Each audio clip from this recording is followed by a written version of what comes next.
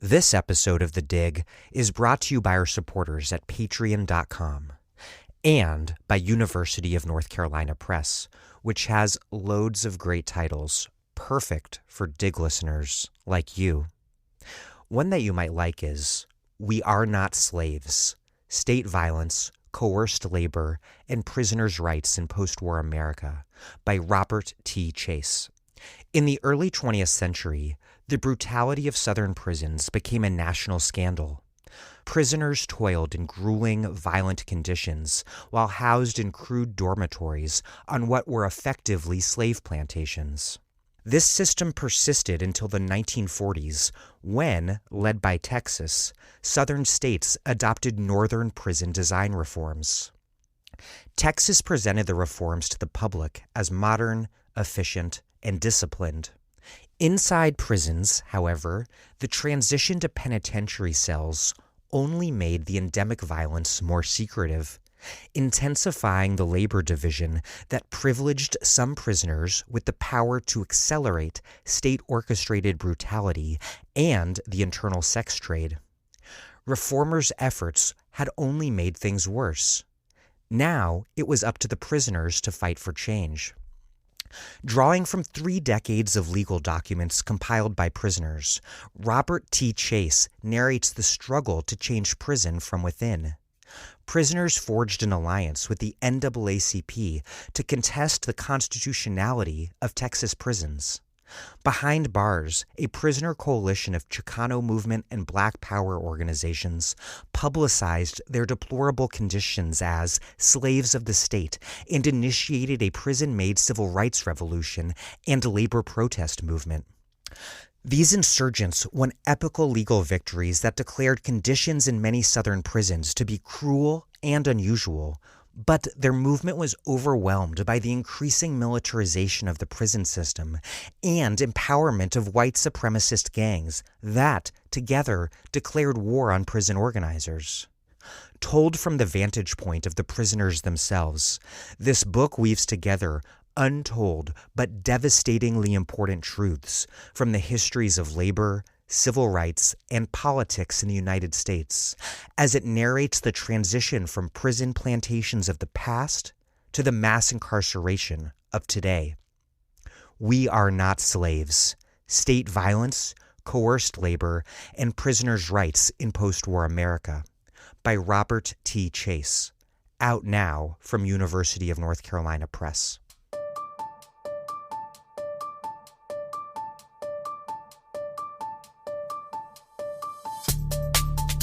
Welcome to The Dig, a podcast from Jacobin Magazine. My name is Daniel Denver, and I'm broadcasting from Providence, Rhode Island. I can't believe that I subject my guests to 90 minutes plus of this sort of questioning every week, and that they handle it so well, because I, for one, found the whole experience rather daunting. This week, I'm the one being interviewed, and my guest host, Astra Taylor, is asking the questions. And what we were talking about when she interviewed me in a New York studio was my new book, All-American Nativism: How the Bipartisan War on Immigrants Explains Politics as We Know It. I'll leave it at that and keep this introduction to my book brief, since I spend a lot of the rest of this episode talking about my book. But I do have book tour and other dates to tell you about, and I'll put links in the show notes where I have them. My book tour starts off tomorrow in Brooklyn on Friday, January 24th, 7 p.m. at the Verso Loft, where I'll be in conversation with Aziz Rana. On January 27th, I'm doing a live Dig interview here in Providence with Keeanga-Yamahtta Taylor. The next day, January 28th, Keeanga will join Linda Sarsour at a Students for Bernie kickoff rally at the Columbus Theater in Providence. Then, on January 31st, I'm here in Providence talking about my book with Kevin Escudero at Riff Raff Books. Then, on February 5th, I'll be in Madison, Connecticut, right near New Haven, at R.J. Julia Booksellers. On February 24th, I'm back in my beloved Philadelphia at the Wooden Shoe. February 26th, I'll be in my hometown, Washington, D.C., at Solid State Books.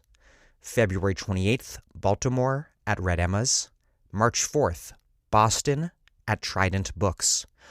On March 11th, I'm doing a book event in New Orleans at Octavia Books with Thea Riofrancos on both my book and her co-authored book, A Planet to Win, Why We Need a Green New Deal. Then I'll be heading to Texas. So far, my confirmed dates are March 17th in Austin at Monkey Wrench Books and March 18th in Dallas at Deep Vellum Books. Stay tuned for events in Houston, San Antonio, probably McAllen, and more dates in the Southwest and on the West Coast. And then after this spring, I will be going to other places too, but I don't know anything really about that yet. Okay, so briefly before we get started, this podcast can only exist as my day job and could also only subsidize me spending 3 years writing this book into the wee hours of the morning after I was done with my day job, because many of you listeners support the podcast at patreon.com/thedig. Now, some of you listening now have been listening for a while, regularly. You like the show a lot, and you depend on it for the smartest and most in-depth left-wing analysis available in audio form. And you keep meaning to contribute, but you haven't done so yet.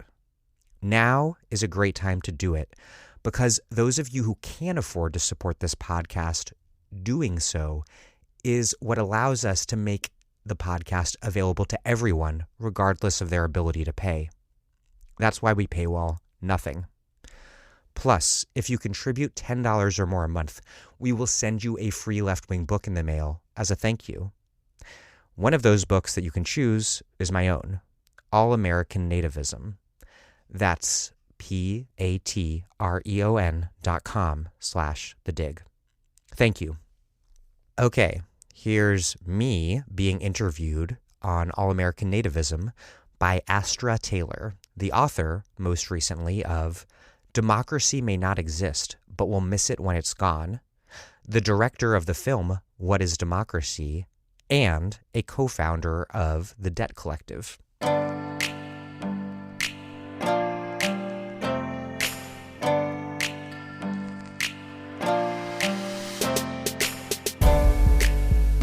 Dan Denver, welcome to The Dig. Thanks for having me. I've heard good things about the show. I think you'll like it. I thought we might begin with the book's title, All American Nativism, because it has a bit of a double meaning. In one sense, there's this idea of something or someone, being all or authentically American. But in another sense, nativism, as you show, has been central to the American project since the beginning. So there hasn't ever been an America without nativism. So could you begin by talking about the title and what you're trying to do with the book, and also just unpacking what you mean by the word nativism? Yeah, I think that first and foremost, the book is a response to the commonplace liberal idea that Trump is just a totally radical departure from American politics and history as we had known it, when in fact, nativism, like you say, has been a key organizing feature of American politics and political economy since its inception, and before it was even the United States, when it was a British settler colonial project.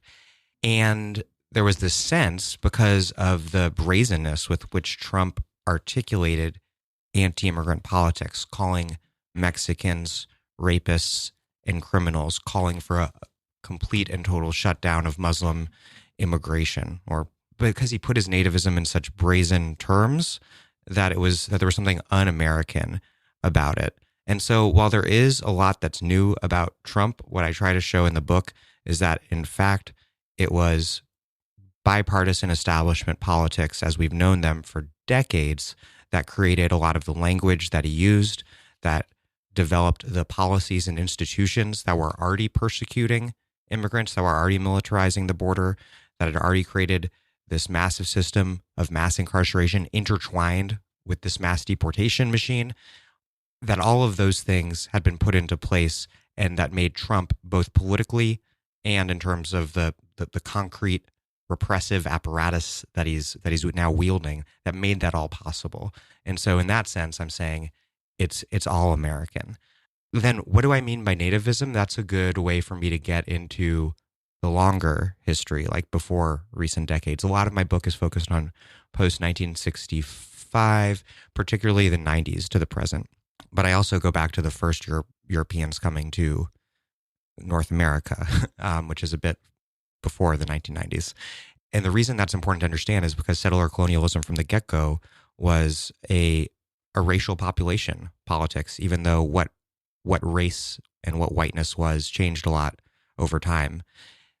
So nativism, which is a distinctly U.S. term for xenophobia, I think is particularly helpful to make that connection between the longer settler colonial context and the anti-immigrant politics of more recent decades, because it forces us to answer the question of how did settler colonialist people, descendants of European settlers, how did they become natives and then nativists?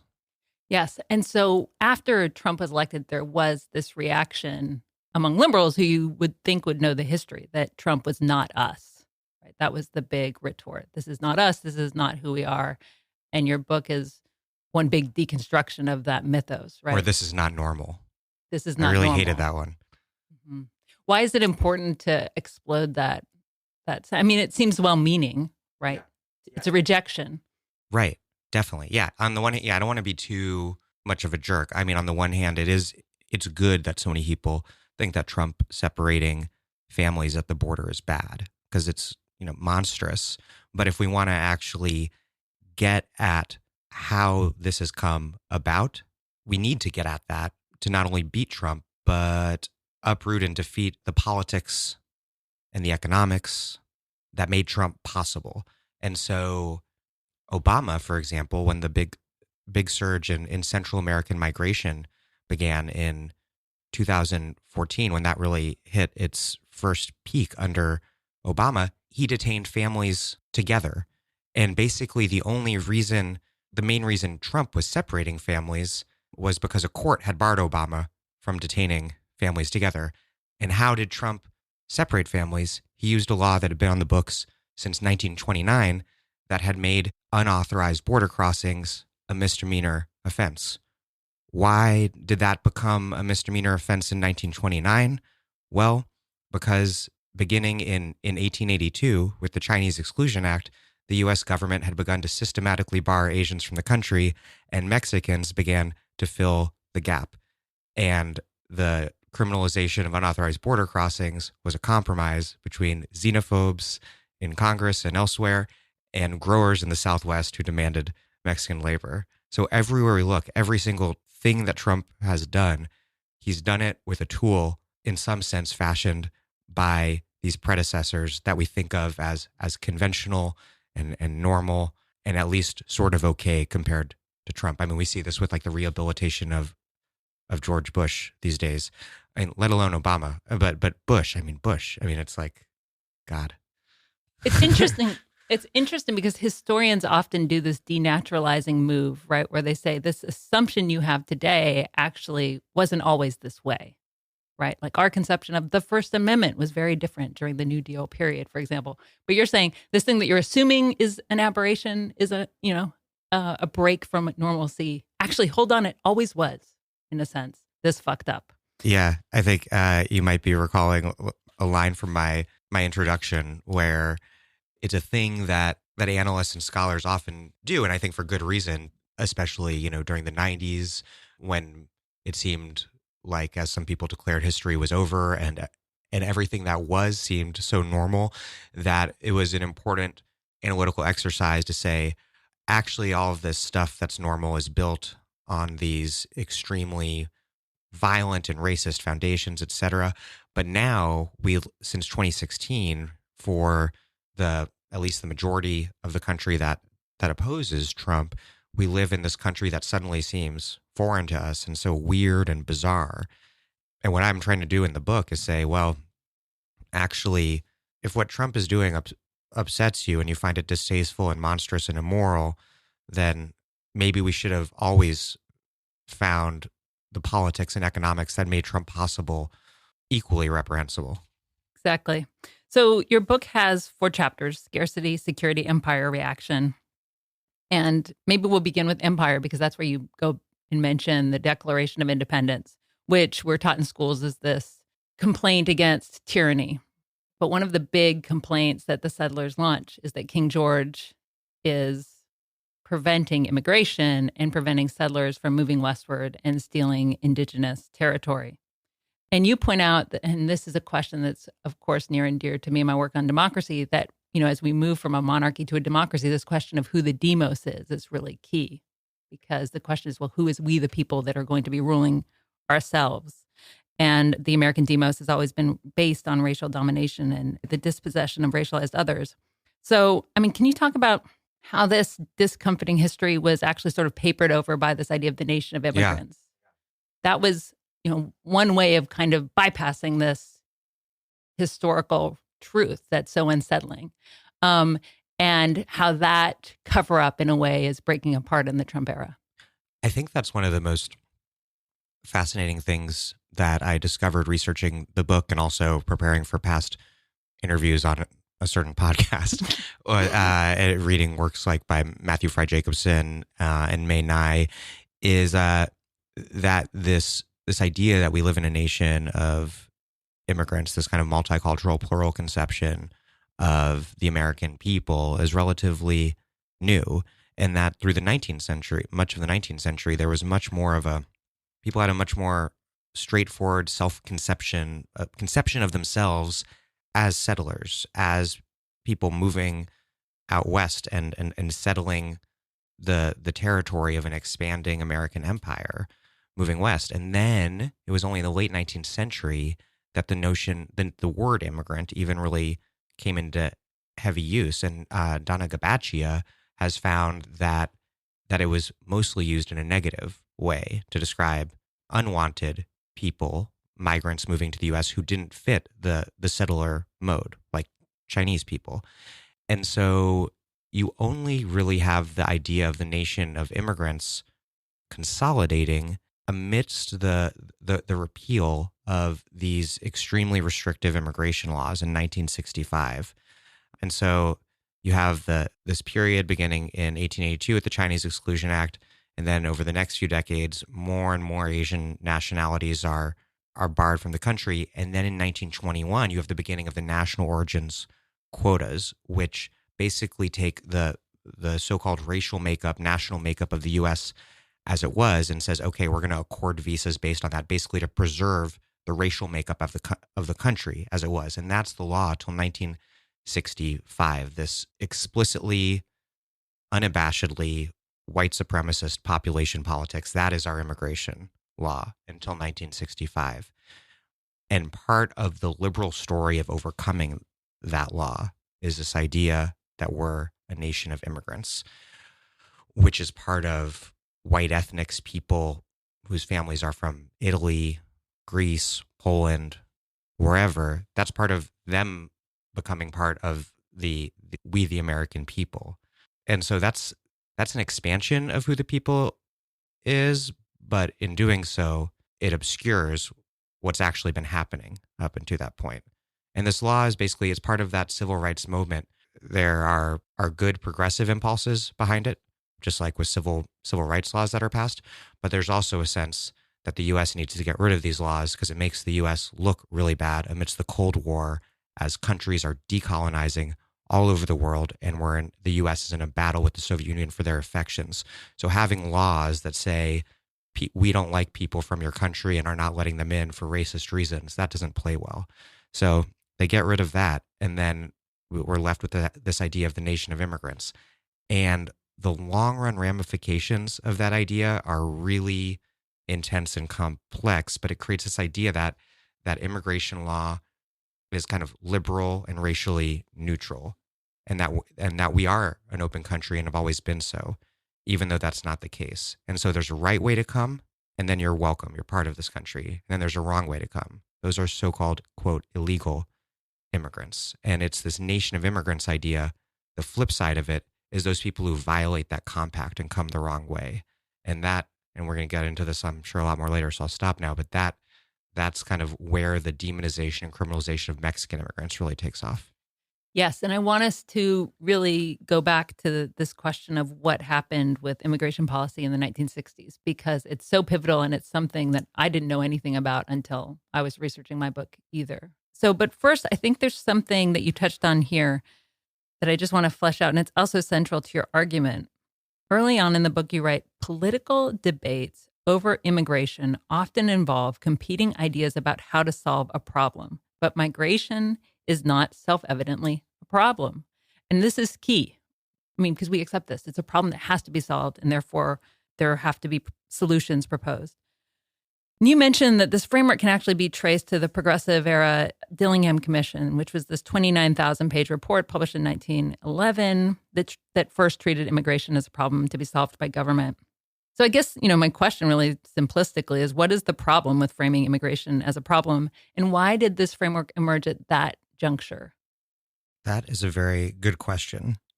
Just to emphasize that immigration is not self-evidently or automatically a problem, I'll point to the 19th century and before, when the U.S. was an expanding settler colonial empire, and white migrants from Europe weren't considered the problem by and large. They were by and large considered the solution, because this government, as Paul Freimer shows brilliantly in his book, Building an American Empire, that the government had a very clear and comprehensive policy of racial population politics, carefully expanding its western frontier and dispossessing indigenous land in a way that depended upon there being enough white migrants to hold the land. It was like immigration was a military operation. And so white immigration, with some notable exceptions, including pretty serious crackdowns by certain states, especially Massachusetts, against Irish immigrants. But by and large, immigrants were what one scholar calls, I think, either Americans in waiting or citizens in waiting. Non-citizens could often vote.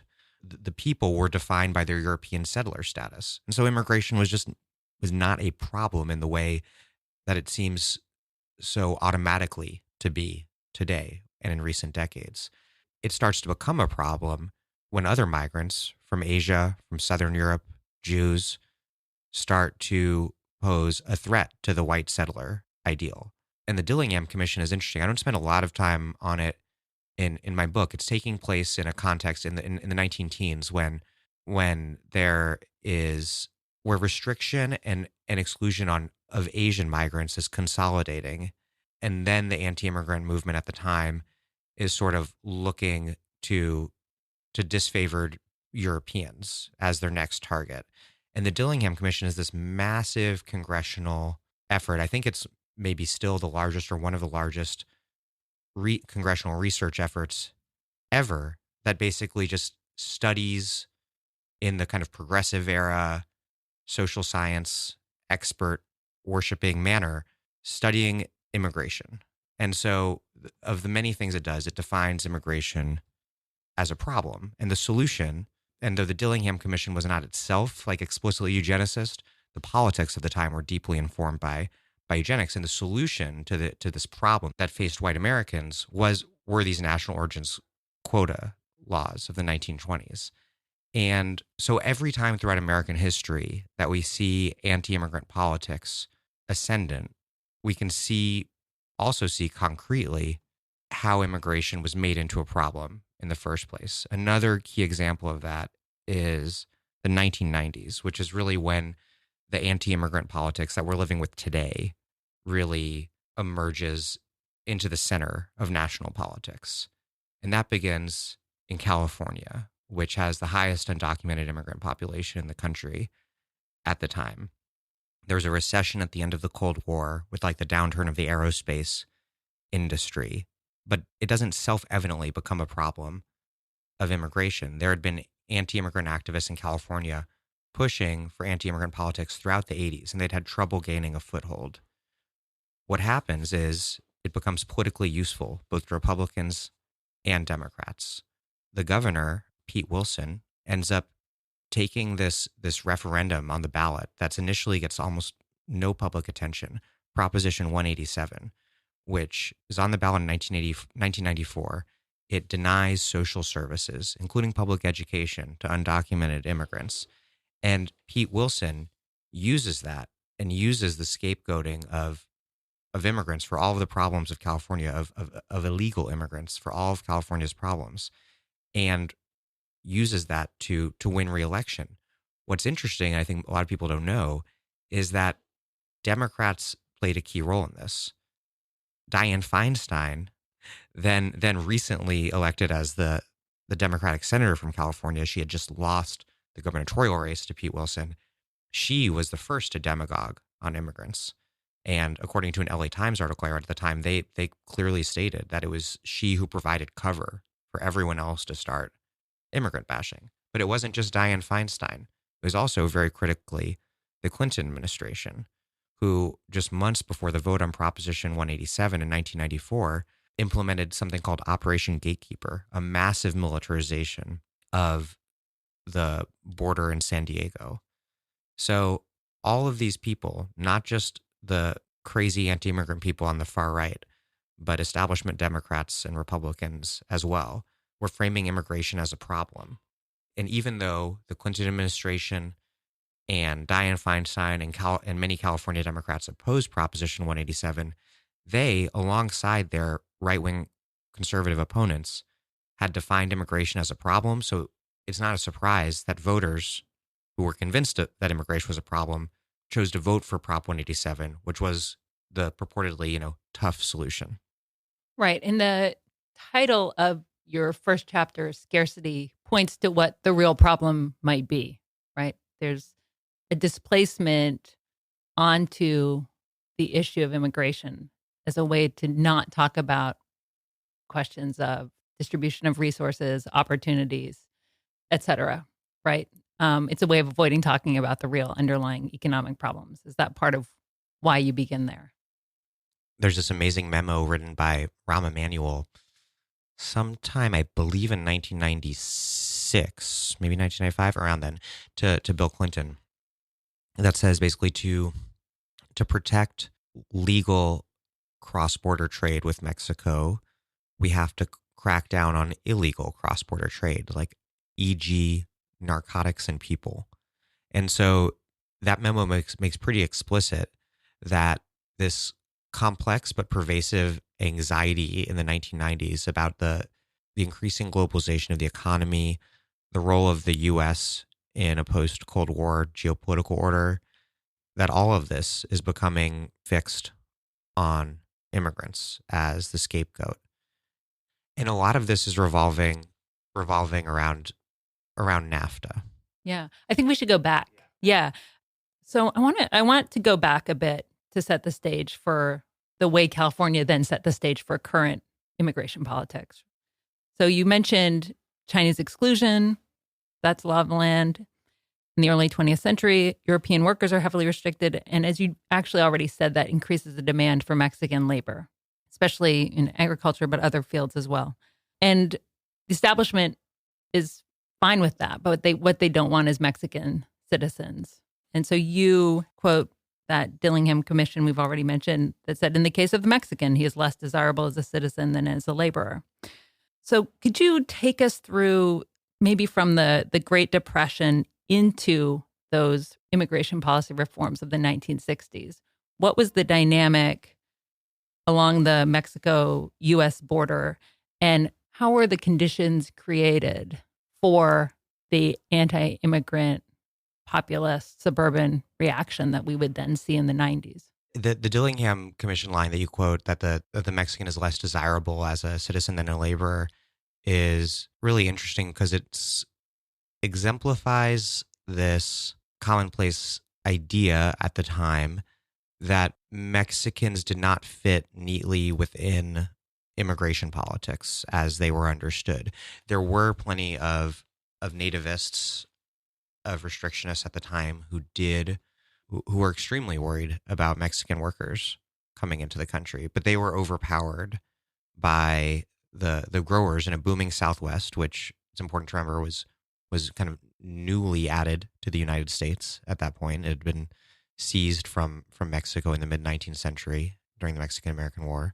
But the growers' interest in in Mexican cheap labor won out over the restrictionists, who still won a lot. The nativists got to bar most Asians and sharply restrict Southern and Eastern Europeans, and the compromise was that the growers got to bring in Mexican workers. And the idea was that this wasn't so much of a problem because Mexicans would just be workers. They would come and work and then go home. So that was the compromise. That compromise immediately went into crisis when the Great Depression, and there were massive numbers of Mexicans repatriated to Mexico, both in terms of forced deportations and just coercion. Yeah, hundreds of thousands of Mexicans were driven out in this so-called repatriation campaign, both through deportations and voluntary departures that were coerced by the fact that there was a, quote, repatriation campaign. But then comes World War II, there's still labor demand. And so something called the Bracero program is created, which is done by agreement between the Mexican and U.S. government and with growers in the West. And that's an enormous program. 4.6 million temporary visas are signed between 1942 and 1964. And so this really institutionalizes Mexican labor migration as a long-running feature of the U.S. And there are other moments of panic, like in 1954 under Eisenhower. He hires this guy named Lieutenant General Joseph Swing to run the INS, and he launches what's known as Operation Wetback, which a lot of people know because it has that grotesquely racist name, and also because Trump complimented it during one of the Republican debates.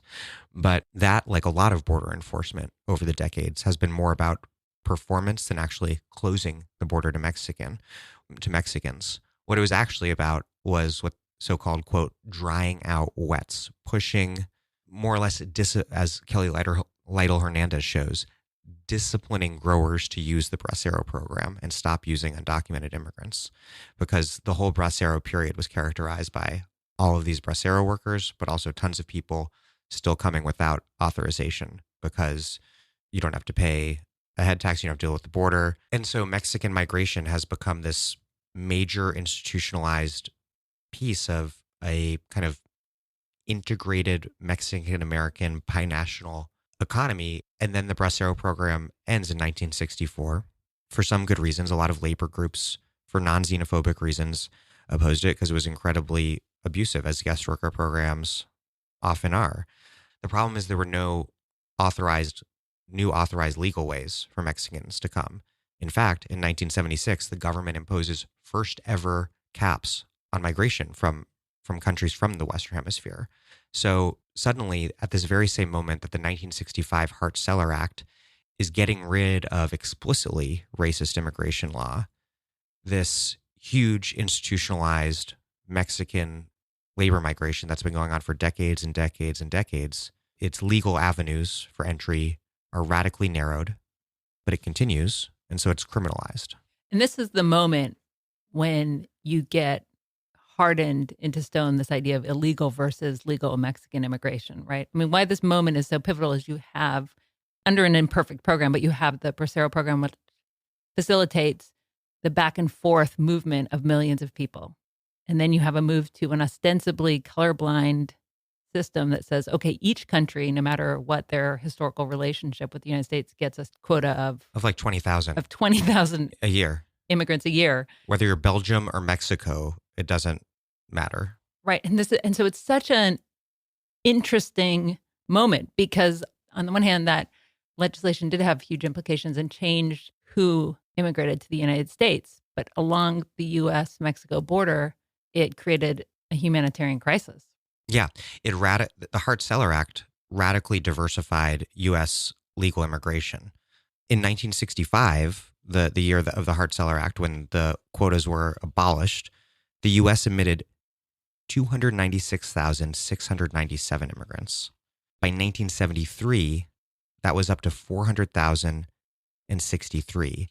Authorized immigration from Asia grew by 500%, while immigration from Northern and Western Europe declined by 2/3. So the demographics of legal immigration change dramatically. But at the same time, Mexican immigration, which has a very particular history in the US and had been institutionalized as a matter of law by the US and Mexican governments, is suddenly criminalized. It's a pre-existing migration system that's in place, and it's suddenly just declared illegal. And so as concern is developed around, quote, illegal immigration in the 60s, 70s, 80s, and then exploding in the 90s, Mexicans become the face of that. But the key thing is not, what's new is not Mexicans coming, it's that their arrival is suddenly declared illegal. So, something else was happening in the 1960s when these policies were being reformed. The end of the Bracero program, the passage of Hart-Celler, but there's also the emergence of the environmental movement. You mentioned the book, The Population Bomb, which was published in 1968, was a bestseller. So there were economic trends pushing against foreign workers, and then also in this twisted way, ecological ones, even if they weren't legitimate. That was the way that they were being discussed in these kind of neo-Malthusian terms. You mentioned the famed ecologist, Garrett Hardin, whose 1968 article, I'm sure all the listeners have heard of, The Tragedy of the Commons. I mean, he's truly a despicable asshole. Yeah, he's a racist. But that article has become just shorthand for why we can't live in a nice society, because communally held things don't work. But that's not really entirely what the article is about. Very troubling history, right? That environmental concerns helped crystallize this nativist resurgence. And at this moment in time, why is it important for us to look back and acknowledge this history? It's one of the most surprising of many surprising things I encountered researching this book. In not so long before this period, in the earlier 1960s, there's this sort of like liberal utopian sense that the U.S. can do anything. LBJ's idea of a great society, he's talking about it in these incredibly lofty terms of, quote, an order of plenty for all of our people, directed to, quote, elevate our national life and to advance the quality of our American civilization. This sense that that poverty can be ended alongside Jim Crow, but not so long after that all falls apart, in part because the Vietnam War is a total murderous disaster, in part in the 70s because stagflation hits, and that is responded to with a vicious assault on the American labor movement and the onset of neoliberalism and the dismantling of the New Deal order. And after the sense of endless possibility is supplanted by a sense that there are extremely hard limits on what is possible. And this is very much true with the sort of nascent environmental movement, which is in many ways, though of course not entirely, articulated around concerns of overpopulation, which you still hear people talk about sometimes today, but not so much like then. It's hard to emphasize how central the book The Population Bomb was in 1968. Just this idea that out of control human breeding would lead to mass famine. I mean, today, looking at climate change and understanding that it's fossil fuel companies and the wealthy and not poor people in Africa who are emitting the carbon that is catapulting us to catastrophe, it seems insane to blame third world fertility for environmental problems. But that was the general sense of the time. And so this guy, Garrett Hardin, is a big part of that.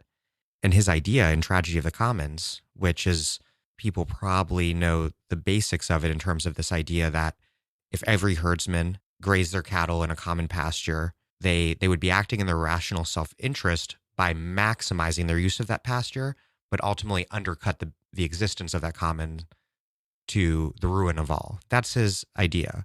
As a quick aside, there are many, many examples, as people like Eleanor Ostrom have showed, of people very effectively using common resources without destroying them. So he's wrong on that because it's a thought experiment rather than actually using any sort of empirical analysis.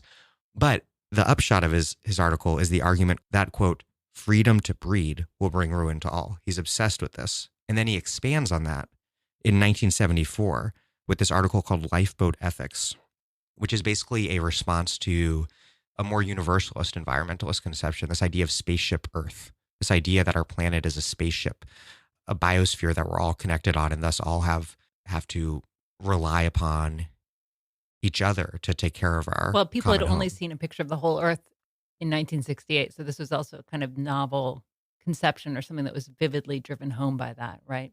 Yeah, it was the astronaut Billy Anders had taken the famous photograph. I forget what it's called, Earth something rising or something. But it was remarkable, this idea that we could finally look at ourselves from space, that we all are here together, this one fragile planet. It's all we've got. We've got to take care of it. Garrett Hardin pushes back on that emphatically and writes, quote, environmentalists use the metaphor of the Earth as a spaceship in trying to persuade countries, industries, and people to stop wasting and polluting our natural resources. He continues, the spaceship metaphor can be dangerous when used by misguided idealists to justify suicidal policies for sharing our resources through uncontrolled immigration and foreign aid. Metaphorically, each rich nation amounts to a lifeboat full of comparatively rich people. The poor of the world are in other, much more crowded lifeboats. Continuously, so to speak, the poor fall out of their lifeboats and swim for a while in the water outside, hoping to be admitted to a rich lifeboat, or in some other way to benefit from the goodies on board.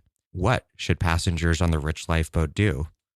he doesn't really explicitly answer that question, but the answer he's pushing is pretty obvious. And so it's this idea of scarcity that for environmentalists like Garrett Hardin are articulated in ecological terms, but are also responding to a general sense of scarcity that come to define the politics of the new nativist movement that we're living with today at the beginning, but they soon disappear mostly. I think it's important to acknowledge, as you do, and the reason you keep returning to it is because, well, the population dimension might fall off, that Malthusian dimension, that sense of existential threat and wanting to be on an armed lifeboat is going to stay with us to the present day. And we're at a juncture where we can imagine it intensifying, right? So it's this sort of existential pivot that feels really significant. Yeah.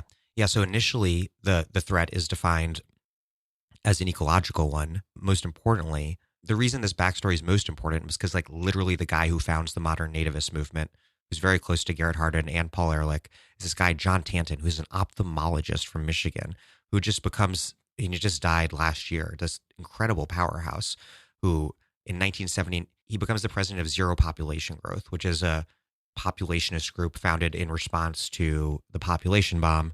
And then, at least reportedly, they're not on board for him turning it into a wholesale anti-immigrant organization. And so in 1979, he founds the Federation for American Immigration Reform, which becomes the flagship of what are today a ton of extremely well-funded, by Cordelia May Scaife and others, anti-immigrant organizations, the Center for Immigration Studies, Numbers USA, U.S. English, all of these groups that he had some role in founding and creating this whole web. He began as an environmentalist, nativist. Since that time, immigrants have consistently been portrayed as a threat. That's the core way that nativist politics works.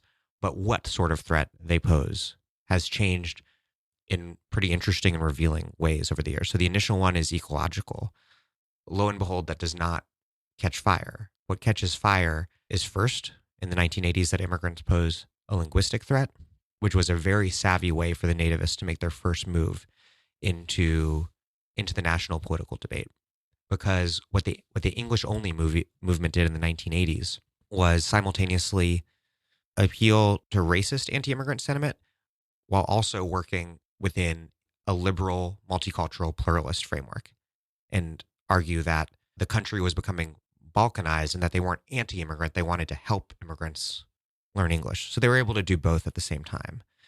And then in the 1990s, when Prop 187 explodes, what's it centered on? It's centered on the idea that immigrants are a fiscal threat, that they're using taxpayer resources, and also that they're a criminal threat, which fits in perfectly with Bill Clinton and congressional Republicans' war on crime. And then in the 2000s, with the war on terror, immigrants become also a terrorist threat. And so all these things are always building on each other. None of the prior emphases disappear. And by the time we get to Trump, immigrants are like literally an existential threat because they threaten what the most honest people on the far right call white genocide. Dark. Yeah, twisted. So you just traced the way that immigration has been reformulated as a threat. But one thing I think it's worth remembering is that it took a while for the sentiment to take an institutional form in the 80s and 90s the way it did. You're right. In the 1980s, hardcore anti-Mexican nativism, let alone civilizational Islamophobia, had not yet become a decisive force in national immigration politics. And even Ronald Reagan would say things that to our ears today sound pretty reasonable. Or even radical. Even radical. I mean, he said, you don't build a 9-foot fence along the border between two friendly nations. That's something AOC could tweet. And you've mentioned Prop 187 in California. I mean, that sort of was that when it became institutionalized? Would you identify that as a sort of key moment? Yeah. And a big thing that happens in the 80s, the politics of which are incredibly complex because they're so divergent from where we're at today, is there is a strong sense in the 80s that immigration is a problem that needs to be solved. And the way that happens is in 1986, Reagan signed something called IRCA, the Immigration Reform and Control Act, which legalizes a few million undocumented people, I think mostly Mexican, and also creates employer sanctions, i.e. like fines against penalties for employers who hire undocumented immigrants in the future. And at the time, weirdly enough, this legislation that ultimately legalizes, I think, an estimated 2.7 million immigrants is initially opposed by immigrant rights groups and supported by FAIR, the Federation for American Immigration Reform, because immigrant rights groups were so worried about the employer sanctions incentivizing discrimination against immigrant workers that they thought that was much worse than the legalization being offered. Whereas FAIR didn't like the legalization, but thought that employer sanctions might be the way to end undocumented immigration. So there is a sense that immigration is a problem that has to be dealt with that is pervasive enough in the 1980s that it leads to this landmark law. But nativists have nowhere near the political power that they have after the 1990s at that point. One, the law's employer sanctions are kind of toothless. They don't really work. I mean, people continue to hire undocumented immigrants. And then in 1990, the Immigration Act of 1990 actually dramatically expands legal immigration and fares against it, and they just get steamrolled. It's not until Prop 187 that the nativist movement realized that what it's going to win on is campaigns that are just centrally about attacks on undocumented, aka illegal immigrants. And that's where they align with where mainstream politics is moving as well. Because you have, as I mentioned earlier, both Republican politicians like Pete Wilson, Democratic senators like Dianne Feinstein, and also, Bill Clinton, who says in 1995, quote, "Our nation was built by immigrants, but we won't tolerate immigration by people whose first act is to break the law as they enter our country."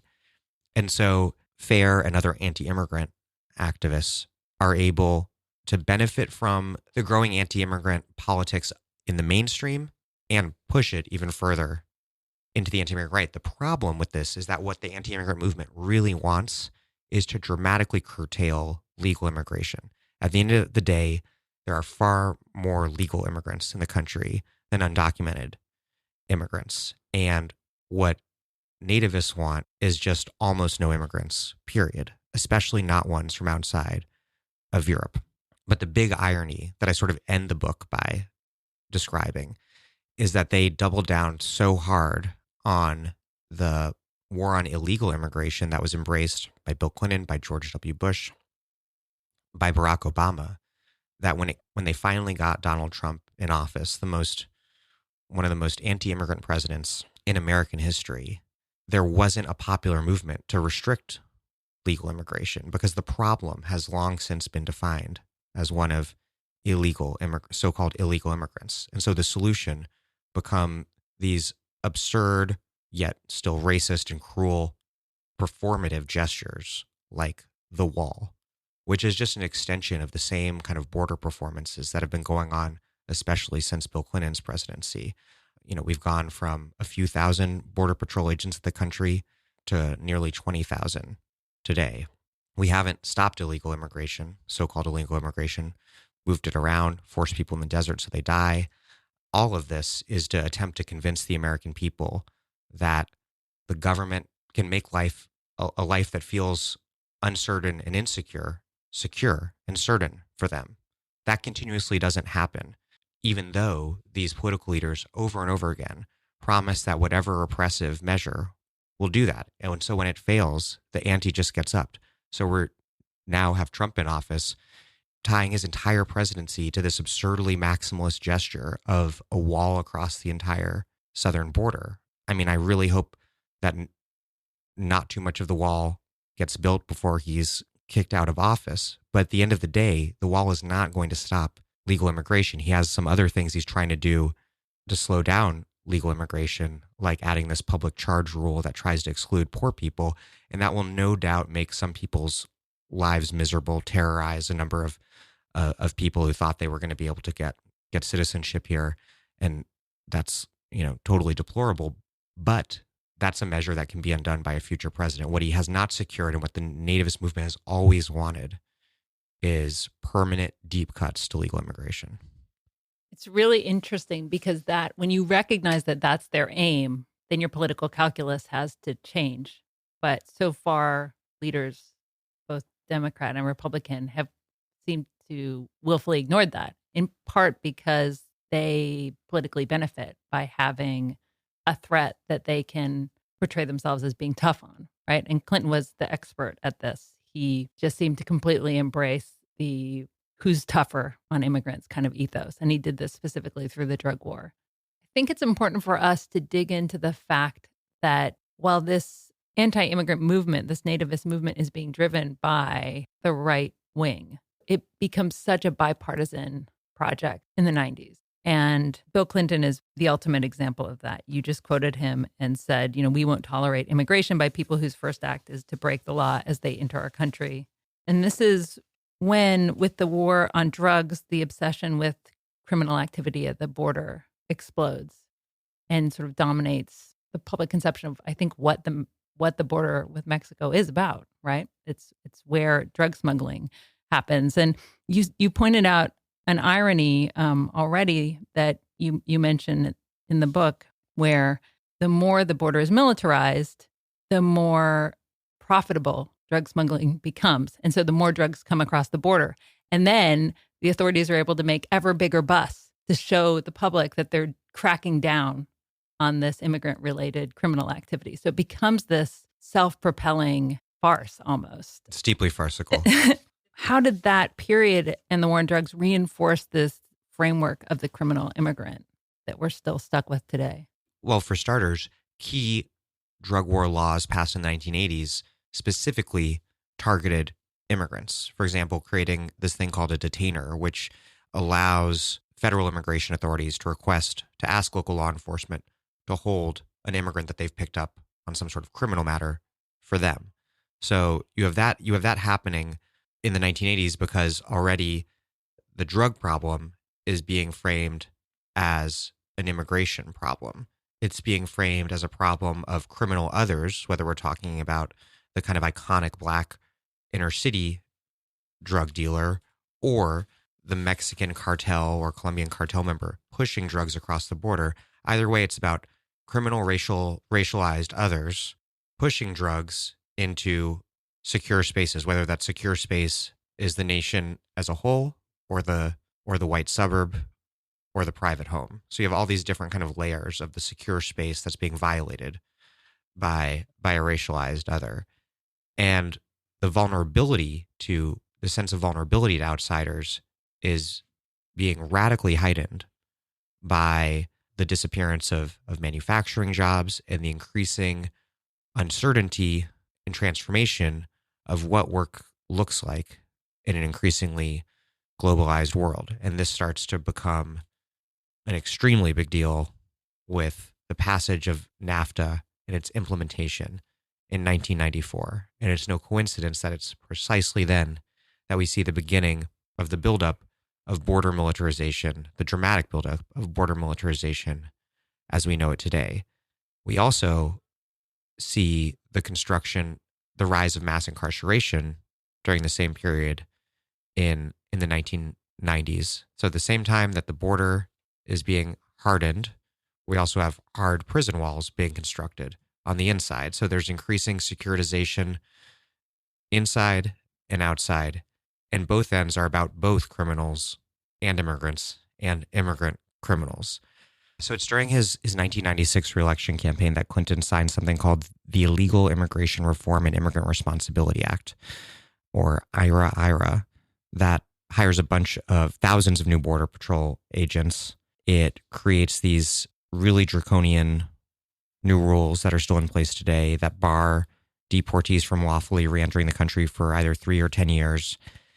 It empowers the Attorney General to build more barriers at the border. And this is the most critical point, it really operationalizes the criminal justice system to facilitate deportations. And so that is this notion that both immigrants commit crimes and that undocumented immigrants are inherently criminal because they are, after all, illegal immigrants, really consolidates in the 1990s. And so what we see across the Clinton, Bush, and Obama administration is an increasing targeting of immigrants for criminal actions because ordinary things that undocumented immigrants do become criminalized. Crossing the border without authorization. Those prosecutions for that rise really sharply under Bush and Obama. Re-entering the country without authorization is a felony. Those begin to skyrocket as well. And then you have these things that are put in place earlier that are not necessarily utilized that become operationalized later on, like something signed into law by Bill Clinton called 287G, which is the name of the statute, allows local law enforcement to be deputized as immigration agents.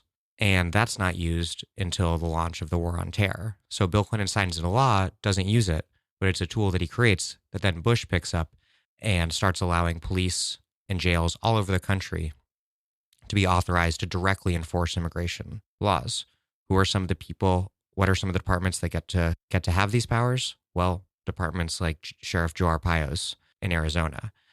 I mentioned earlier the creation of the detainer, the ability for federal immigration agents to request that local law enforcement hold on to an immigrant who's been picked up on a criminal charge so that they can be picked up by immigration officials and deported. Under Obama, that becomes the key piece of his administration's deportation program, which ends up deporting more people than any president in history. And how that works, it's a program called Secure Communities, and it's not these high-profile workplace raids that Bush engages in, or the Operation Wetback from under Eisenhower with Lieutenant General Swing, which was all made for the newspaper publicity of dramatic roundups. It's this systematic operationalization of the criminal justice system to systematically deport huge numbers of people by linking local law enforcement databases to an ICE database so that when a fingerprint is entered in police stations all over the country, that's immediately checked against an ICE database.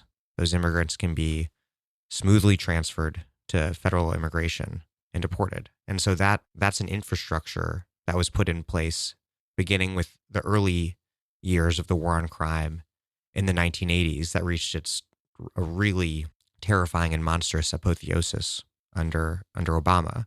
And I'm sure we'll get into this more later, but it's this deportation campaign carried out by Obama that ultimately sparks a militant immigrant rights movement that helps and is continuing to help today break the bipartisan basis for the war on immigrants. So this bipartisan consensus emerges. We have Clinton. He is extremely tough on immigrants. George W. Bush Jr. then is seeking comprehensive immigration reform. He's willing to find some compromises and to legalize the status of some undocumented immigrants. His base refuses to meet him halfway, and Obama picks up that mission. And the issue is that when the right refuses to meet either Bush or Obama halfway, both Bush and Obama respond by unilaterally cracking down on immigration. Or in Bush's case with the 2006 Secure Fence Act, which leads to the construction of some 650 miles of fencing along the U.S.-Mexico border, what we might call a wall. He signs that to appease the right as a down payment, ostensibly, on the right suddenly coming around to immigration reform. But that doesn't happen under Bush or Obama, obviously. And it seems like this period is where it finally becomes apparent that this is a losing proposition, right? That you can throw all of this red meat at the right-wing base. You can build hundreds of miles of border wall. You can crack down on immigrants. You can promote so-called secure communities by collaborating with these corrupt sheriffs in Arizona, but it's never going to be enough. And what begins to finally break this dynamic apart is the resurgence of an immigrant rights movement, right? So 2006, there are these massive protests that actually you say you were part of in some way, part of organizing or involved Portland, with. Oregon. Yeah, and is before Obama came on the scene. But that is a really important turning point because it's when the left starts to push back publicly. Yeah. So the war on immigrants has been so successful because it's had a bipartisan basis. But it's really beginning at the end of 2005 into 2006 that bipartisan basis begins, doesn't totally, but begins to fracture. And it begins to fracture in both directions, from both the left and the right. And I would say the right kind of fractures it first by passing this bill that's known as the Sensenbrenner bill in December 2005. The House passes it. It's pushed by Representative James Sensenbrenner, which would criminalize mere undocumented presence in the country, which wasn't then and is not now a criminal offense. It's a civil violation. Crossing the border without authorization is a crime, but just being here, quote, illegally is not illegal at all. So if you overstay your visa or something. Exactly. Yeah. You're subject to be deported if you're here without authorization, but it's not a crime for which you can serve jail time. That the Sensenbrenner bill proposes to change that and also to criminalize people who, quote, assist undocumented immigrants. And that makes people rightfully afraid that all kinds of service providers could suddenly be prosecuted for offering assistance to undocumented immigrants. It's after years of this bipartisan war on immigrants, moving ahead at full steam, suddenly the Sensenbrenner bill is too radical. And it not only doesn't get support from some moderate Republicans and is opposed by most Democrats, not only that, it prompts this massive movement in 2006, huge protests. I think nearly 1 million people in Los Angeles, huge numbers in Chicago, everywhere in the country. And that's where things begin to fracture and you start to see public opinion changing then. And you start to see the American public, particularly but not exclusively Democratic voters, become more pro-immigrant and increasingly so over time. That polarization deepens again under Obama when Obama's deportation program both prompts this mass resistance from the left and the creation of all these sanctuary cities, not to resist Trump. Trump's not president yet, to resist Obama's deportation programs. And Obama's deportation programs are infuriating the immigrant grassroots left on the one hand. They're also failing to appease right-wing nativists. To the contrary, they're inflaming them and raising demands. The way this plays out in the Obama administration is really perverse, and I think I'm the first person to tell the story in its entirety, whereby basically you have immigrant rights groups organizing on the ground to resist Obama's deportations. The Obama administration is trying to split the difference, protecting its own mass deportation program while saying that Arizona, which passes this infamous law called SB 1070 in 2010, while suing them in court and trying to block their law, even though their law essentially does the same thing that Obama administration programs like 287G and secure communities do. You have, so this immigrant rights movement is successfully establishing, getting cities and states to resist cooperation with Obama's deportation program. The right then blames Obama for the sanctuary cities, basically calls them Obama's sanctuary cities, and says that Obama and liberals are creating these haven for immigrant murderers. And when the immigrant rights movement finally forces Obama to curb his deportation program, which he does under massive pressure from the immigrant rights movement to establish DACA, which protects many young people who came to the United States as children from deportation. They win these things, and then Trump on the campaign trail then makes those programs his own. He says 287, Obama's been such a dangerous president, protecting all of these criminal immigrants. I'm going to bring back these great programs, 287G, secure communities. It's really surreal because those are Obama's core programs that he only curbs under massive pressure from the immigrant rights movement. It's really weird. This is Sarah Jaffe, and you are listening to The Dig with Daniel Denver, my favorite podcast for thoughtful discussions on the U.S. left and beyond, and you can support it on patreon.com. This episode of The Dig is brought to you by our supporters at patreon.com and by Princeton University Press, which has loads of great titles, perfect for Dig listeners like you. One that you might like is The Fire is Upon Us, James Baldwin, William F. Buckley Jr., and The Debate Over Race in America by Nicholas Buccola.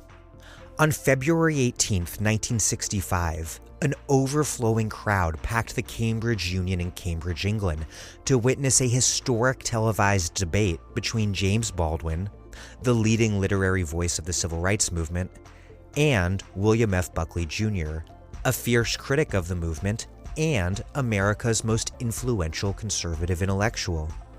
The topic was, "The American Dream is at the expense of the American Negro."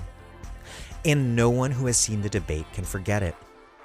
This is the first book to tell the full story of the event, the radically different paths that led Baldwin and Buckley into it, the controversies that followed, and how it continues to illuminate America's racial divide today.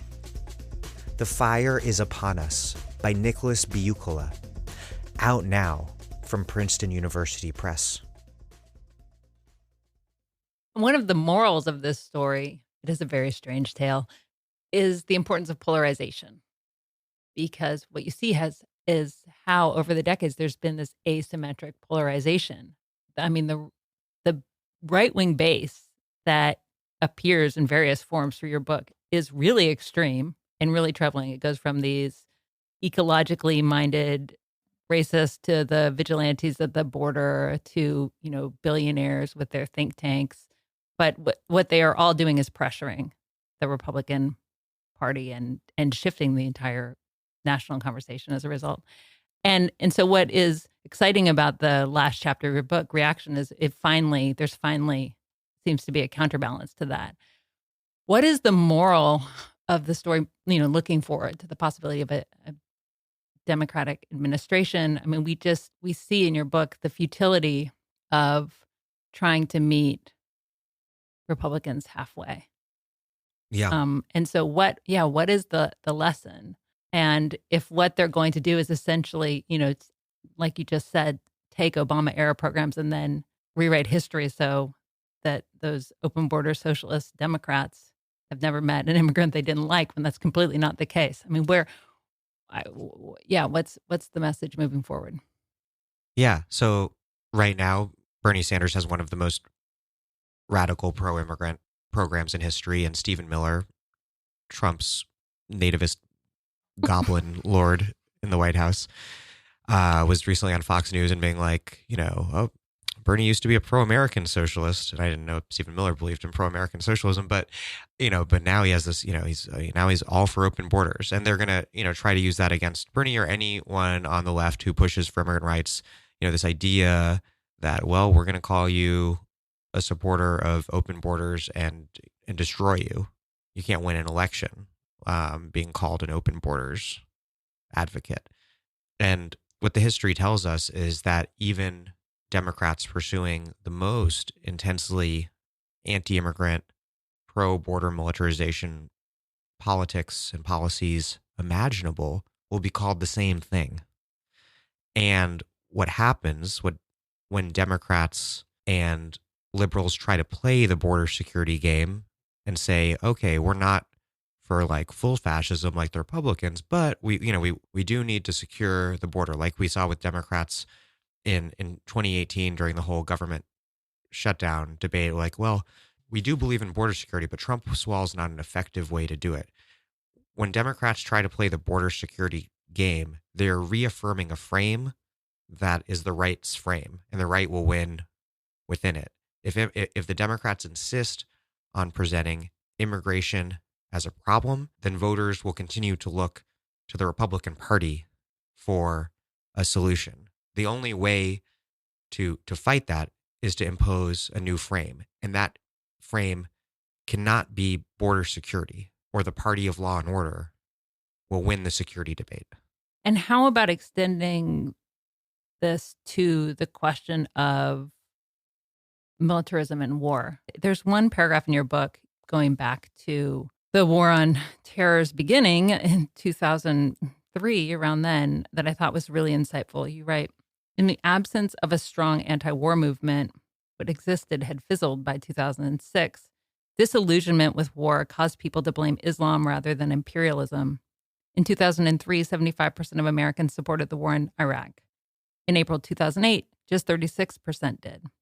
The failure to win the war was recast as Muslims refusing the priceless gift of freely offered American blood and treasure.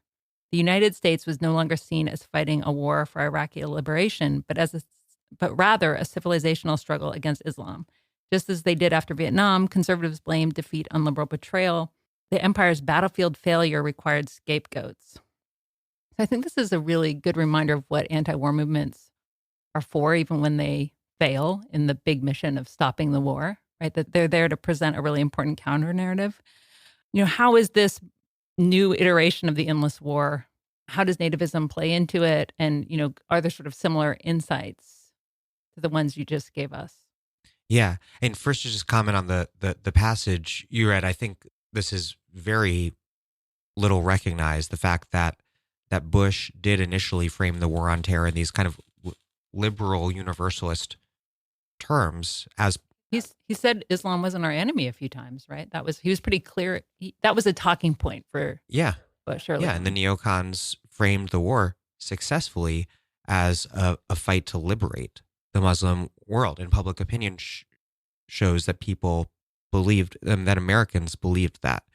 Positive opinions amongst Republicans about Muslims skyrocketed after the September 11th attacks.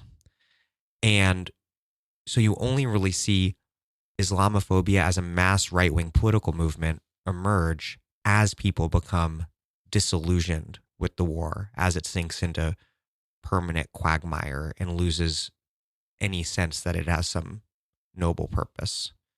As you mentioned, because there's not a strong anti-war movement at the time, that's the way it's framed. It's framed as what was this war to liberate Muslim people becomes a civilizational war, and that's the context that kind of Trumpist foreign policy emerges in, which is not clearly at this point, as it's often been described, isolationist. Trump's foreign policy is firmly within this civilizational war frame, both like the near war in terms of fighting against the so-called invasion of the border caravans and further militarizing the southern border and stopping people with legitimate asylum claims from making them, and then also the far war with Iran. What he opposes is precisely war on the neocon terms of the early Bush administration, in terms of like nation building and spreading democracy.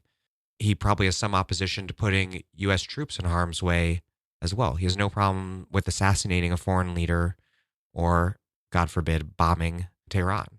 That's firmly within Trump's vision of civilizational war, which involves both a fortress America guarding from invasion at its borders, and strikes abroad to attack enemies overseas. It's only anti-war in the sense of being opposed to the neocon liberal universalist framing of war.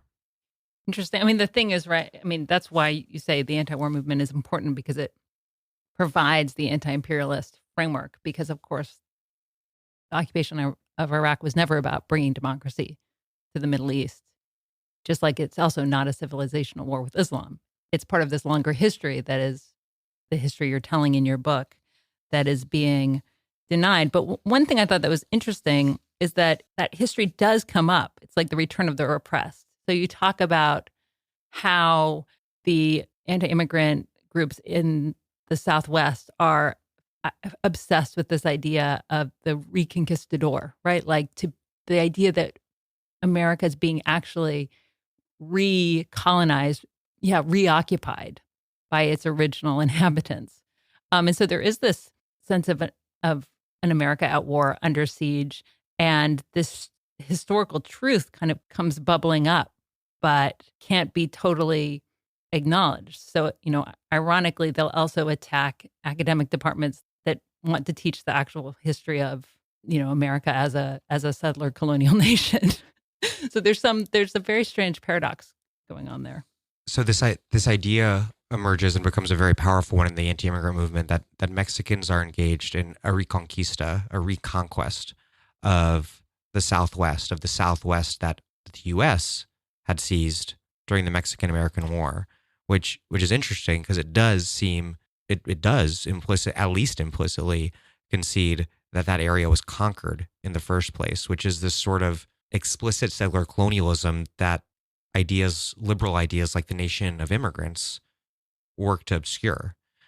And the white supremacist shooter at the El Paso Walmart who murdered a number of Mexican Americans and Mexicans recently stated his politics in just those terms, and in his manifesto addressed the issue of whether it wasn't hypocritical of him to see Mexicans as invaders of the United States, given that white people had stolen the United States from indigenous people.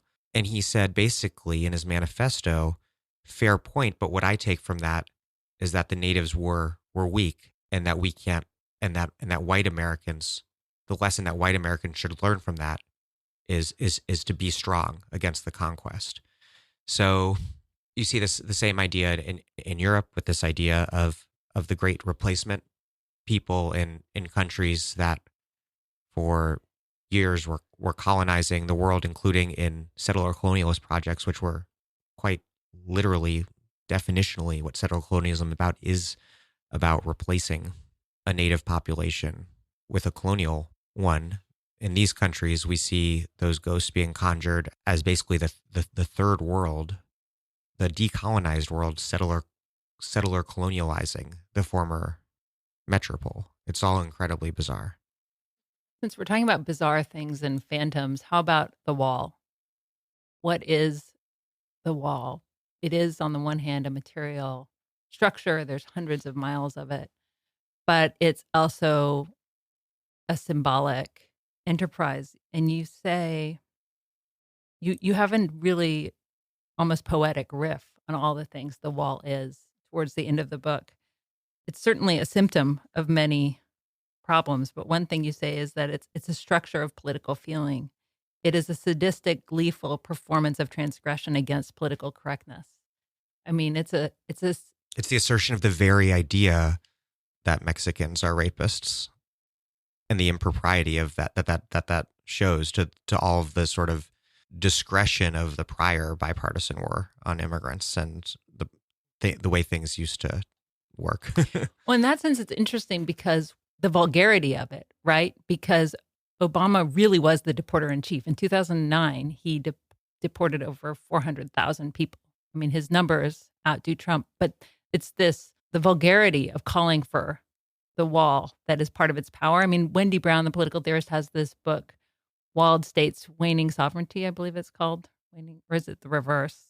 But, essentially that it's a compensation. The more insecure we feel, the more besieged and weak we feel, the more we need to shore up some physical manifestation of our strength, even if it's diluted. But, I think it's an important thing to touch on, and it's where you end the book. It's like, what are we really talking about when we talk about the wall?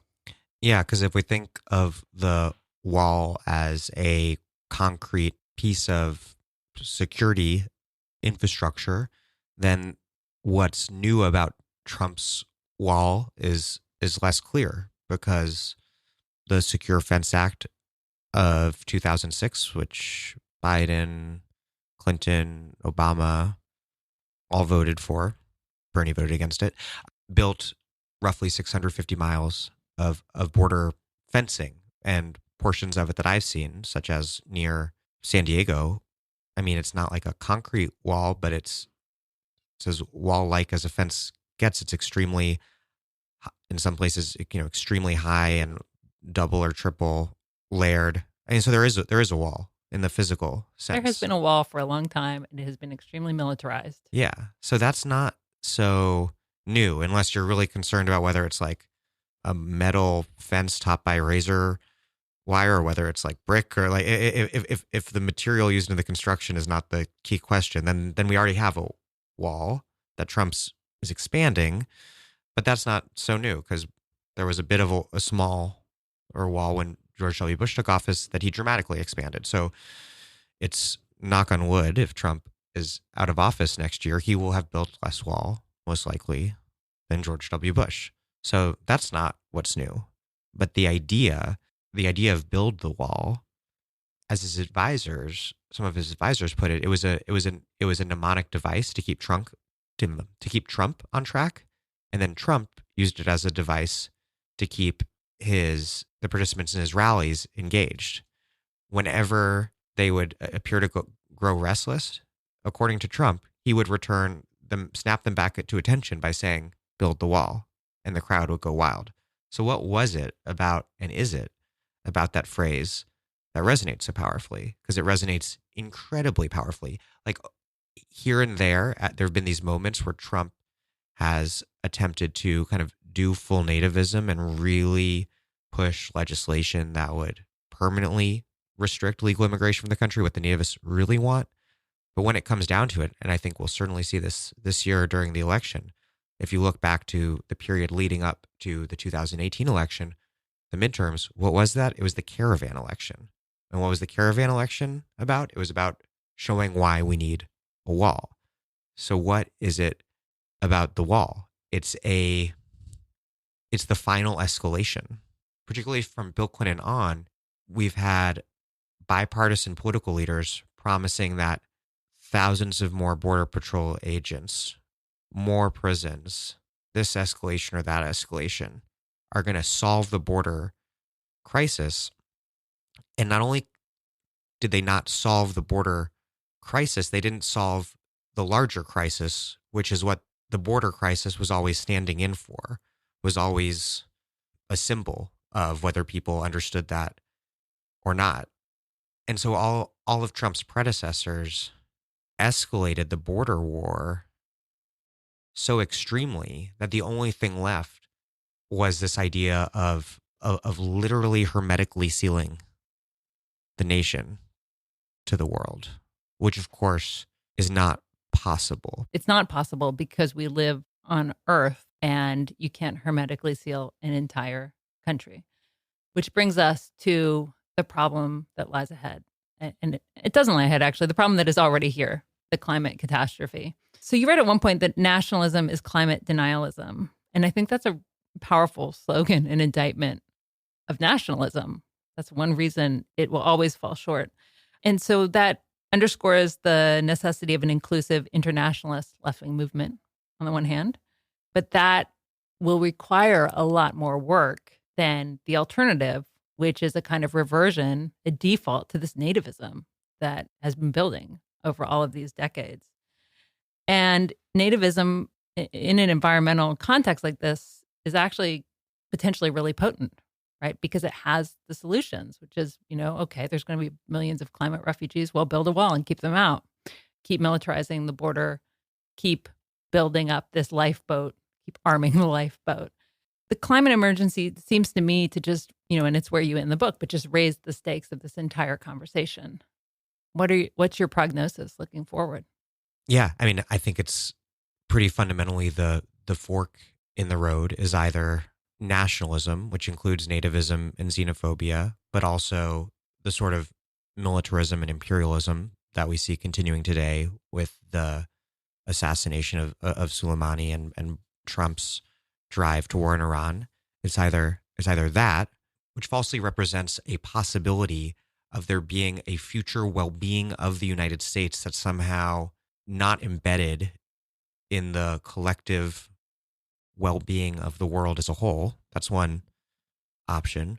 Or we have a more universal cross-border politics that honestly recognizes the ecological reality that we face a common ecological catastrophe that requires global cooperation to solve. And the politics of nativism and nationalism fundamentally make that impossible. So defeating far-right nativism and nationalism is going to be here and everywhere is a precondition for the sort of international cooperation that will be required to stop burning fossil fuels and save human civilization as we know it. It's one thing for, politicians like Trump to deny the existence of climate change, or as he puts it, call it a Chinese hoax. That is a problem. But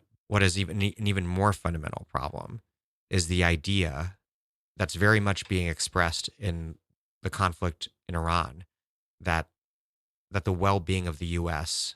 does not depend on the well-being of the rest of the world, and that in fact the well-being of the U.S. depends on the immiseration and subjugation of the rest of the world. That can't go on. Well, it makes me think there's a corollary to your phrase. If nationalism is climate denialism, then defeating nationalism, xenophobia, is climate politics, right? And it makes me actually wonder if we shouldn't dignify the phrase ecofascism with the eco, because those politics actually can never be... They're ecocidal. They're ecocidal. And so we need to make that clear. Instead of reaffirming the idea that somehow there could be some iteration of ethno-nationalist politics that create an ecologically sustainable situation. Yeah, and that's the lie that was at the heart of the anti-immigrant movement that John Tanton founded in 1979. He founded the contemporary anti-immigrant movement on the principle that immigrants posed an environmental threat, which suffers from the same enormous problem of somehow believing that we have different national environments. We don't. Related to him, he actually transitions into what I want to ask you next, because I forgot to pick it up earlier, but is the gender dimension. So, of course, when you mention overpopulation, there's an implicit attention on reproduction and who's reproducing. Those others, right? Anxieties over sexuality, gender, and reproduction have long served as justifications for racial and economic hierarchy. You're right. And of course, there's still this fixation on anchor babies. For example, Trump has said he wants to get rid of birthright citizenship, which is connected to that. The fears of a great replacement, this has to do with control over women's bodies. And so connect, if you will, the nativist movements you're describing with their misogynistic, or bring into focus the sort of patriarchal misogynistic dimensions of these nativist movements. I mean, that's to be nativist, to be fixated on creating a pure stock of human beings is implicit that you would be dominating women in a really disgusting way. Yeah, this has been key to nativist politics since eugenics defined it in the early 20th century, and even before that, when you think about the laws targeting Asian prostitutes in the late 19th century, or even earlier when you think about the kind of foundational race-making project of of early slavery laws in the 17th century defining slaves as those who are born to an enslaved mother. So the policing of reproductive politics has always been essential in defining what race is and who belongs in which group. And that has certainly been true in the last few decades of nativist politics. This obsession with so-called anchor babies, i.e. undocumented women who intentionally have children in the United States so that their family can claim a right to citizenship that they have no real right to, according to nativists, and claim access to taxpayer-funded services that they don't have a right to. It's obviously a major theme as well in the whole idea of the Reconquista, because the Reconquista refers to sort of a two-part invasion. The first part of the invasion is the unauthorized crossing of the border. Then the second part is immigrant reproduction, immigrant childbirth, which in the case of Latinas in particular is represented as excessive. There's a lot of attention amongst nativists to the differential between Latina and white birth rates. The figure of the Mexican rapist, which echoes the same trope from periods where lynchings were really common, right? Where what you would have who are historically the people most likely to make false rape accusations, white men, who would use that as an excuse to lynch their Black neighbors, right? So we see these tropes playing out. It's notable that there's an obsession with rape because there are many types of violent crime. So why does Trump emphasize, in his words, that his accusation that his smear that Mexicans are rapists? Well, in part because Ann Coulter dedicates multiple chapters of her book, which inspired Trump, Adios America. Multiple chapters are dedicated to Latino rape. So why this emphasis? Precisely because quote unquote, cross-racial rape in this sense, the immigrant rape of white Americans is a way to convey the idea that immigrants don't just pose a criminal threat to Americans, which is a major idea in the 1990s around Prop 187, and a big part of obviously the way Obama frames it. He emphasizes that he's focusing his deportations on criminal immigrants. But with Trump, this emphasis on rape allows the frame to expand from merely immigrants posing a criminal threat to immigrants posing an existential threat, because within this framework, they pose a threat to the reproduction of the white race, the literal reproduction via childbirth of the white race, which is the most nightmarish figuration of the notion of white genocide and the Great Replacement possible. This reminds me of a phrase or a sort of retort I would hear a lot from people when I was making What is Democracy? So there's the line that Trump says that's very popular, which is, if you don't have a border, you don't have a country, which has some logic to it. The other slogan that's just as common is, well, you lock your house, so you need to lock your country, right? We need a secure, highly militarized border. You don't just let good fences, people but make good neighbors. It's a kind of analogous one. Right. I mean, you lock your door, so why don't you lock your border? You don't just let people come in. And I think this is possible because the public sphere has been so decimated. People don't have an idea of a public. They can only understand the public sphere through the private. And it makes me think of Melinda Cooper and the way that she analyzes neoliberalism as a double movement of privatization. The first hand, taking things out of the public sector, putting them in the private sphere where they can be profit-driven, but also reaffirming the family, the patriarchal family, as the site of security, right, and support. And the off-the-book shock absorber for the depredations of neoliberalism. Exactly. And so I feel like there's something there. I haven't fully thought this out, but that's why the analogy works. Yes. Right? That analogy wouldn't work without decades of neoliberalism. Yes. Yeah. The American nation is sort of a macrocosm of the privatized American family. And what's operating on sort of like the meso level there is the suburban community. And so it's no coincidence that anti-immigrant movement that we're living with today really takes off in suburban California, which was also the hotbed of resistance to school busing, property taxes, all of these sorts of things beginning in the 1970s. And this is all just painfully perverse and ironic because these were the suburbs with massive government assistance that the New Deal order built. But they created political subjects that were ultimately just entirely amenable to the new right. In the words of Matthew Lasseter, an excellent historian who I had on last year, these new identities were created for suburbanites: homeowner, taxpayer, and school parent status. And those are the identities that people organized around to resist Black migration, to resist a social state that was seen as transferring wealth to undeserving and irresponsibly reproducing people, whether Black or Latino, thus like welfare reform politics as well, and that organized at the macro scale to resist the big neighborhood integration of Mexican migration or Latin American migration. I don't want to live in their version of a suburban house with a white picket fence, you know?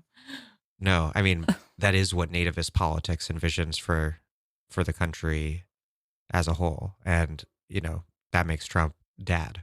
It's pretty fucking terrifying.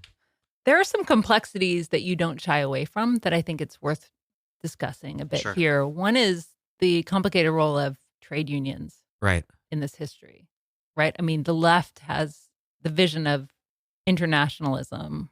It's a challenging thing for some unions that are focused on workplace gains or sectoral gains to embody, right? So they play a complicated role. And then there's a very complex role played by business. And you actually point out the fact that this is something that is yet to be written, the full role of the private sector in the American immigration debates.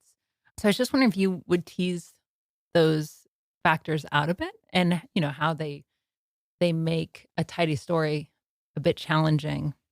Yeah, there's business and labor as actors, which I'll get into, but what's less complicated is the role that anti-immigrant politics has played within American capitalism and empire. And even though this is a long book with a lot of complexity, my argument with it, which I think is very thoroughly substantiated, is pretty straightforward and to the point of like banal in terms of like immigrants have been scapegoated for the problems caused by a system that benefits a few at the top, problems that are caused for the majority at the bottom. But the story of the role played by labor unions and business as actors is complicated. And I know more about the labor story. And as you mentioned, not enough has been written on the business story, and I'm not really satisfied with what has been. So I'll start with labor, which is that one conventional story is that labor has been pretty uniformly anti-immigrant. The good news is that that's not true. That is actually a complex story. For example, you have the Knights of Labor in the late 19th century, part of the Populist movement, that in some ways is really radically inclusive. Black workers are integrated into it in a way that's pretty radical and progressive for the time. But then the limits of of how they conceive of the working class meriting solidarity is exposed by their support for Chinese exclusion, which the people who protested its credit is passed over dissent. There is dissent against that. There are Knights of Labor who support Chinese workers. There are unions like the IWW, the Wobblies, which are extraordinarily universalists and win incredible victories by organizing diverse masses of immigrants into their union that work with the Partido Liberal Mexicano, a very radical left-wing Mexican group, to mount an insurrection in Baja California during the Mexican Revolution. That's briefly successful. You have the AFL, which is organizing kind of like a labor elite along craft lines, and that kind of exclusionary approach, unsurprisingly, extends to immigration. And they end up supporting not only Chinese exclusion, but also they end up supporting the national origins quotas. And then you have the CIO, which is formed as a breakoff of the AFL to organize the industrial working class that the AFL is not really dealing with. And that industrial working class is extremely diverse and very immigrant heavy. And they oppose the national origins quotas. And when the AFL and CIO merge, that leads the AFL-CIO to support repealing them, and they play an important role in indeed getting them repealed in 1965. And then later on, you have a ton of unions who are very opposed to undocumented immigrants, quote unquote, illegal workers, because they are seen as driving down wages. What union is really arguably at the lead of this anti-quote illegal worker push? It's the farm workers and Cesar Chavez. They form a UFW border patrol at one point and allegedly engage in some pretty violent tactics against Mexican workers who are crossing. But it ultimately becomes clear to the UFW and to Cesar Chavez that undocumented workers are workers too, and they changed their tune on that, and Mexican American labor and Latino labor become the leading advocates of undocumented Mexican workers, which is a bit of a switch, but they do become the leading advocates.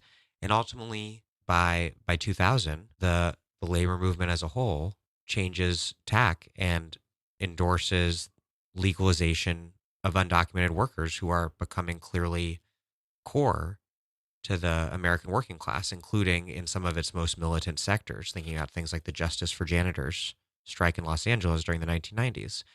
And it's becoming clear to unions that immigration enforcement is being used as a tool by the boss against labor organizing, and that xenophobia divides workers against each other who need to be united to take on the boss, which is the actual force that sets wages for workers. It's not undocumented immigrants who are setting wages for documented workers.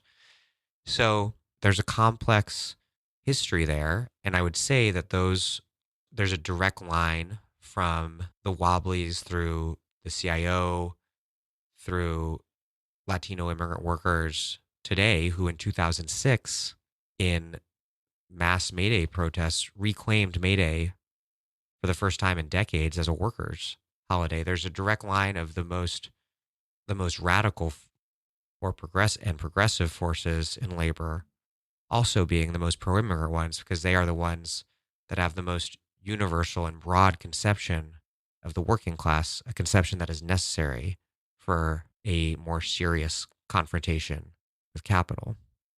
And then with business, it's complicated.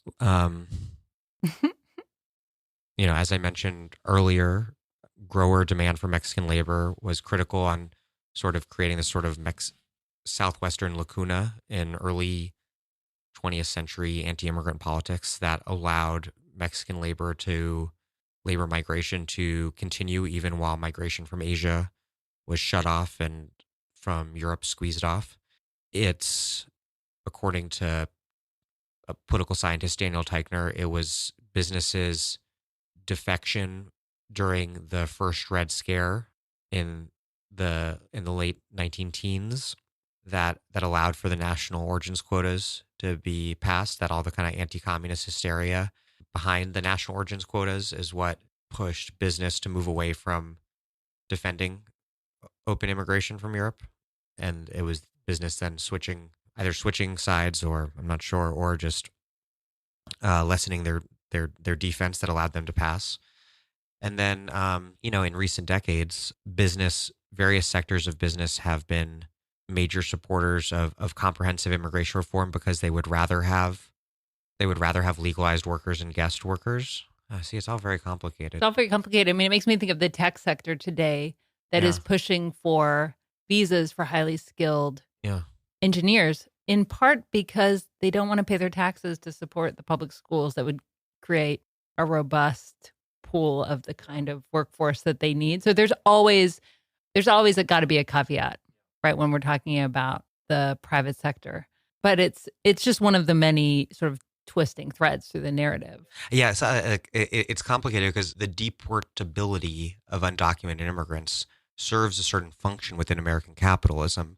But that said, many businesses have made it very clear that they would, as firms, prefer to have legal access to low-wage labor because there are all sorts of vulnerabilities that, depending on undocumented labor, subjects them to. So attempting to describe the role played by immigration in American political economy is one thing. What particular firms and industries want is another.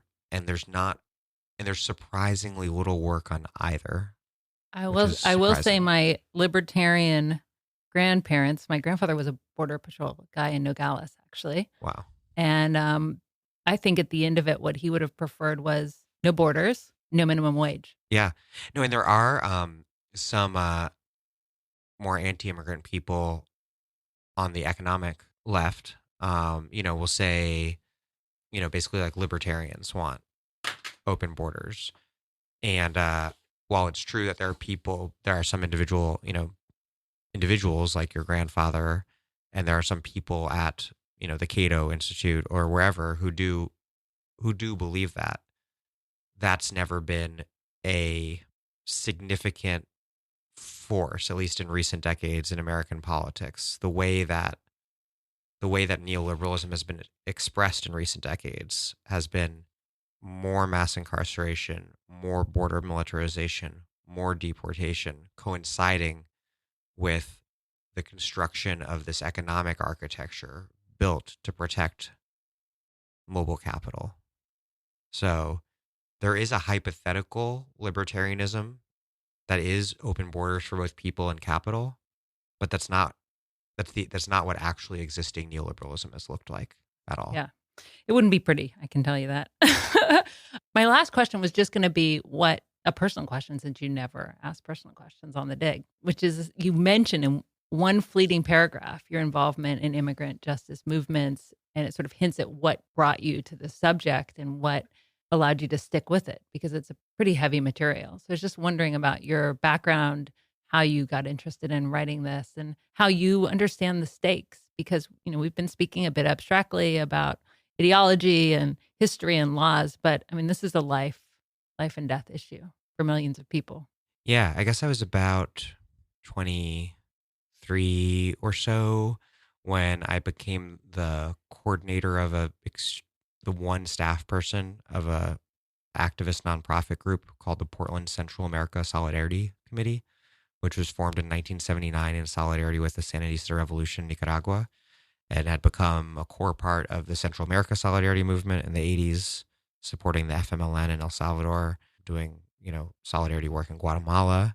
This, older listeners will know, younger listeners may not. The Central America Solidarity Movement was one of the defining social movements of the 1980s, and was, I guess, its sibling movement was the Sanctuary Movement, which sought to protect Central American immigrants from deportation.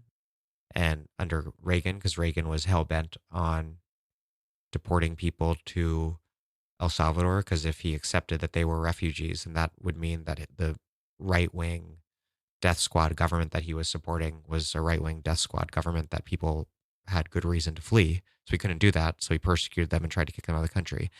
So there was the Solidarity Movement and the Sanctuary Movement. With the end of the Central American Civil Wars, a lot of the major organizations in those movements lost steam for obvious reasons. But the group that I became the coordinator, which was like I guess more non-hierarchical activist way to say director, but I also wasn't really in charge. People told me what to do. It was very democratic. But anyways, got involved in like cross-border labor solidarity, anti-NAFTA work, building alliances between unions in the Pacific Northwest and unions in Mexico.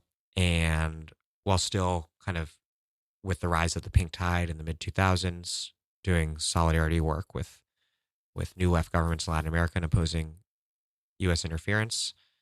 And because of all of that, when the immigrant rights movement took off in 2006, it felt like we as an organization with a long history fighting alongside Latin Americans, that it was like a straightforward struggle for us to get involved with as a, and as a organization with a lot of Latino, especially Central American members, veterans from, revolutionary struggles in Central America. We shared an office with VOS, the day laborers organization in the city. So we were just very embedded. So that movement in 2006, to me, as a 23, 24-year-old radical leftist, however old I was at the time, it represented the most hopeful possibility for a better country and world at a time when the left, as I had known it, had all but collapsed. An anti-corporate globalization movement that seemed generation defining in the late 90s was euthanized by the launch of the War on Terror. The War on Terror was eventually, with the war in Iraq, met with a massive anti-war movement, which then itself fell apart. And so these mass protests, to me, represented the possibility of a new progressive American majority with immigrant workers at its core. And that's still precisely what it represents to me today. Because as I write in the book, demography is not destiny. It's easy to fall into, once we become a so-called minority majority country, then Republicans are toast. But on the other hand, it's also wrong to just throw away the demographics as destiny arguments, because we live in a society where racism is foundational. And so the far right is not mistaken to believe that demographic change poses a threat to their dominance. And it does so, ironically, because their racism drives people of color, including ones whose economic interests would otherwise perhaps lead them to be Republicans. It drives them away. So the racial politics of American capitalism and empire are indeed creating profound contradictions for sustained right-wing governance in this country. And I've been hopeful since 2006 that we can figure out a way to exploit them sooner rather than later. But even more than that, right now, we don't have to wait for demographic shifts because the majority are actually progressive on this issue. Yes. No, the polling would shock people. I think most Americans believe we're a far more anti-immigrant country than we are. Americans are probably more pro-immigrant now than at any time in American history. It's a happy note to end on. Yeah. I'm trying to find one. There it is. That's it. Dan Denver, thanks for being on The Dig. Thanks for having me.